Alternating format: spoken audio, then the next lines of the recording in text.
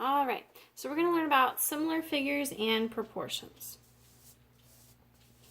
So similar figures are figures that have the same shape but not necessarily the same size.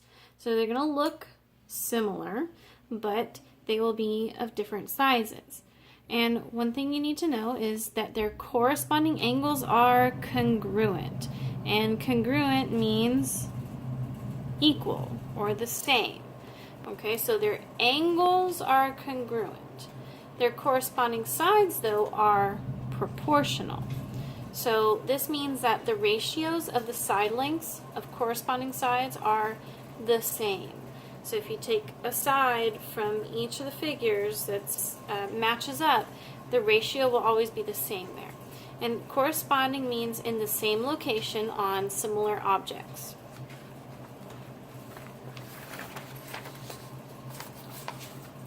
So we have here triangle ABC is similar to triangle LMN. And we want to name all the corresponding parts of the triangles. So first thing we're going to look at are the sides. So you have the sides here. And I'm going to kind of trace over it a little bit. Here, this side AB. Well, what side matches it over here? Side LM. So AB is similar to LM. Okay, another side, BC, that matches up with MN. So BC is similar to MN. They correspond. They match up. And AC corresponds to LN. AC corresponds to LN. So those are the sides. And now we'll talk about the angles. Now remember from the previous slide that the angles of similar figures are congruent, which means they are the same. So angle A is congruent to angle L. Angle B is congruent to angle M. And angle C is congruent to angle N. Alright, and this little symbol right there means angle. Since the sides of similar figures are proportional, you can use a proportion to solve for a missing side length. So your steps. 1. Pick corresponding sides in which the side lengths are known. Step 2 is to write a proportion using the known side lengths and the corresponding side lengths. And step 3 is cross multiply and solve. So we'll do an example. So we have trapezoid IJKL is similar to trapezoid MNOP. And we want to find what is the length of side NO. So we've got to choose, you have to have two pairs of sides. One pair of sides, you have to know the measures on both figures. So we could choose either 12 to go with the 9.6 or the 8 to go with the 6.4. Okay, these are corresponding sides. So the 12 centimeter side here corresponds to the 9.6 centimeter side over there. So that's what I'm going to use. So we have, we're going to go from this figure over to this figure. So our 12 centimeters on this one corresponds to the 9.6 on the other one. And we know that the ratios of the corresponding sides should be equivalent. So now we have to go to make a ratio for the side that we're trying to find. We want to find NO, so let's put a question mark there. We're trying to find this guy. Well, what is his corresponding side on the other one? The 16 centimeter side. So now we need to put a ratio here. We're going to put the 16 on top because we had the measurement from this trapezoid on top in our first ratio. So you always want to keep the measurements in the same place. So anything from IJKL would go on the top because that's where we had it. Anything from MNOP is going to go on the bottom. So 16 corresponds to the, I don't know, side, to NO. And now we're just going to solve this. So cross multiply. 16 times 9.6, and when you multiply that out, you're going to get 153.6. Alright, and then we'll take 153.6 and divide that by 12, and when you do that, you are going to get 12.8. So we know that side NO is 12.8 and it is centimeters. So NO is 12.8 centimeters long. Next example. Rectangles FGHI and JKLM are similar. What is the length of JM? So JM, this is what we're looking for. Put your question mark. So we need a ratio that involves JM, and we have to pick its corresponding side. So side JM corresponds to side FI. So we'll put JM over FI equals 2. And then let's look at the other side. We only have this side, so we have to go with this one here. So 15 corresponds to the 20 side over there. And since we had our question mark from here on top, we have to put the 15 on top. And then the 13.5 came from this rectangle, so the 20 that we're using is going to go on the bottom where that 13.5 was. Okay, and so then we will cross multiply. So you do 13.5 times 15, and so 13.5 times 15, and when you do that, you will get 202.5. Okay, when you work it all out. After that, 202.5 divide by 20, you're going to get 10.125. And you can work out these computations to the side to prove, but that's what they come out to be. So JM is going to be 10.125 inches. Always make sure that you put your units. So side JM is 10.25 inches. Okay, another example.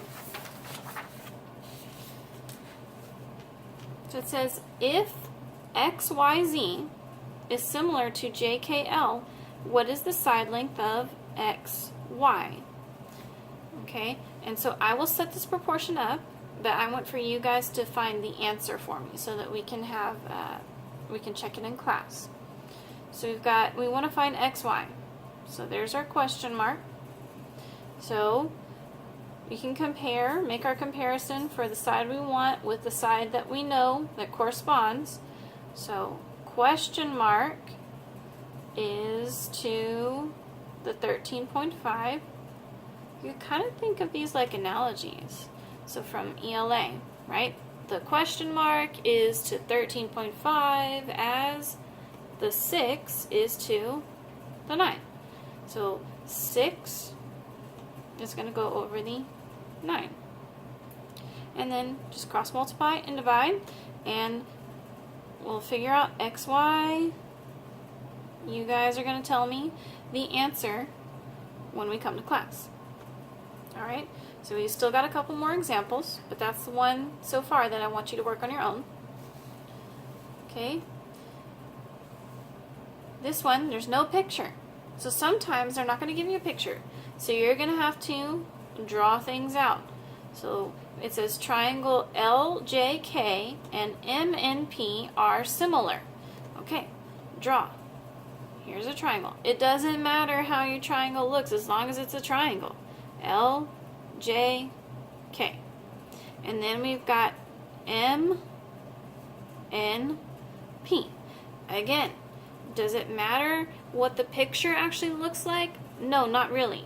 It matters what the numbers tell you. So when you're trying to draw your pictures, don't spend a whole lot of time trying to make this perfect masterpiece. As long as you can visualize what's going on, that's all your picture needs to do. So LJK. Notice how we follow the order when we are naming. And notice how L and M, the first letters, they're in the same spots. J and N, second letters, they're in the same spots. So you have to match up your labels on your pictures. If you do not, you will not get these problems correct. So if angle K is 62 degrees, so right here, that's 62 degrees, what is the measure of angle P? Well, what do we know about similar figures? Their corresponding angles are congruent. So K and P, they are corresponding. So angle K is congruent to angle P, which is 62 degrees. So angle P would be 62 as well. All right. Scale factors. So as we've been working with ratios and proportions, we've been talking about what do you scale up by or what do you scale down by. We're talking about scale factors. And for scale factors, you have to pay attention to what the problem tells you. You're going to go from something to something else. So you have a new figure and an old figure. And your scale factor, it says to find the scale factor of a triangle, choose two corresponding sides and write as a fraction. So depending upon which figure is the new figure and which one's the old figure, that's going to be apparent in the problem. You're always going to use new over old. Okay? New over old. And that's going to be your scale factor. And you're going to take the new one and divide it by the old one. Because we're trying to figure out, what did I multiply the old figure by to get the new figure? So if you take the new one and divide it by the old, you'll figure out what you multiplied by. So here's our example. What is the scale factor of triangle NYZ to triangle LMP? So we're going from NYZ, so this one's the old one, and we are going to LMP, that one's the new one. So we want new over old. And as you can see, we have a couple sides we can choose from, but let's just go with the 8 and the 12. That's going to be real simple. So we want new over old. The new measurement is 8. The old measurement was 12. So how do you go from from 12 to 8? Well, you do 8 divided by 12, that's going to tell you. But we can just reduce here. 8 and 12, they both divide by 4. So 8 divided by 4 is 2. And 12 divided by 4 is 3. 2/3. What do you notice about 2/3? It is less than 1. Because what happened? Our figure, it was 12 on this side, and then it went down to 8. So our figure got smaller. So if your scale factor is less than 1, your figure is getting smaller. If it's greater than 1, your figure is getting bigger. So we'll put that. Less than 1, it gets smaller. Bigger than 1,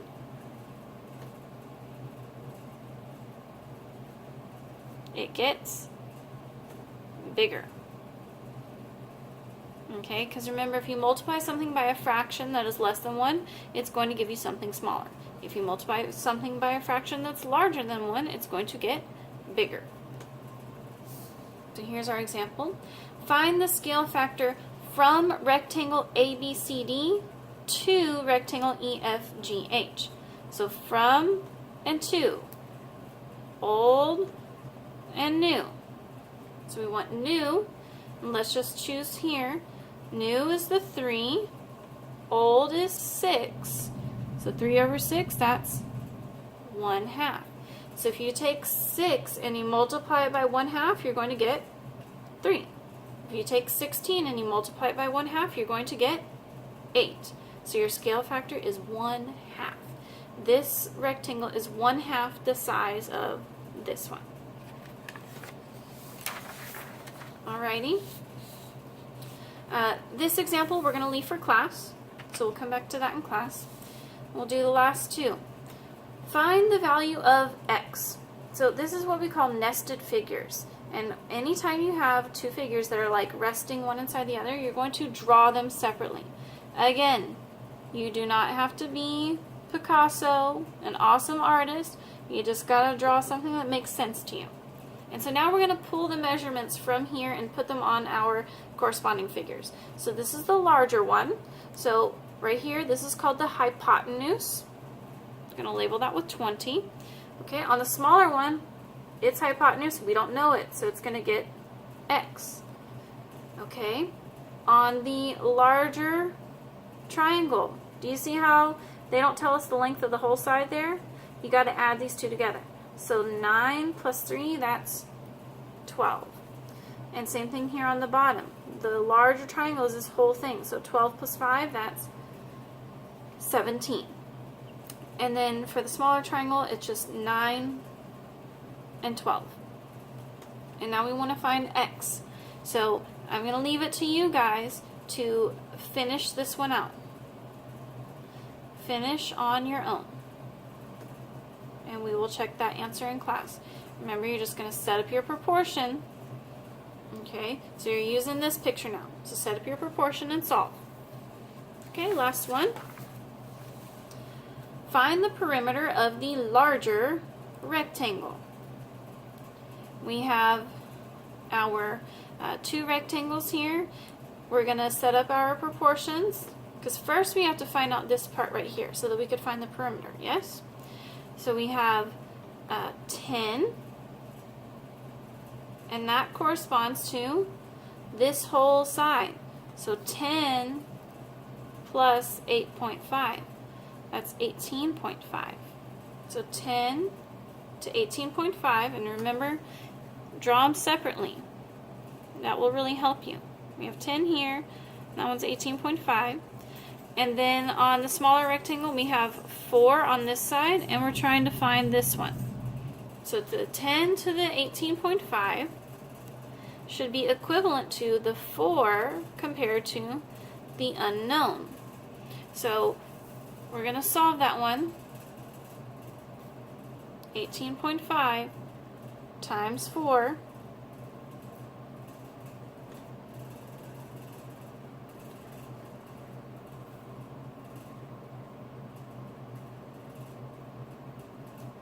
Okay, so 5 times 4, that's 20.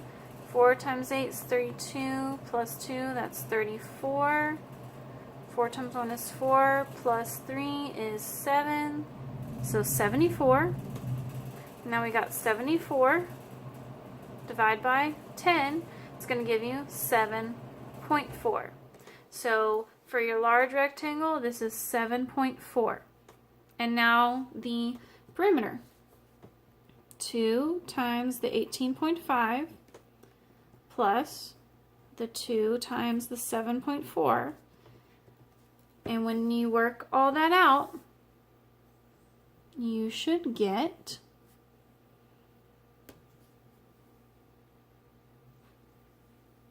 okay, let's see. So 18.5 times 2, that's going to be 37. And then the 7.4 times 2, that's going to be 14.8. And then we'll go on ahead and add that together. 37 and 14 make 51. And 0 and 8 make 8. So you're going to get 51.8. Alright, so that's it for similar figures, and this is also going to help us with what we're going to do on Monday. So all these problems, I know it's a lot to take in, but it's for 2 days. Okay, so practice these, get your answers on them, and I'll see you in class tomorrow. Bye.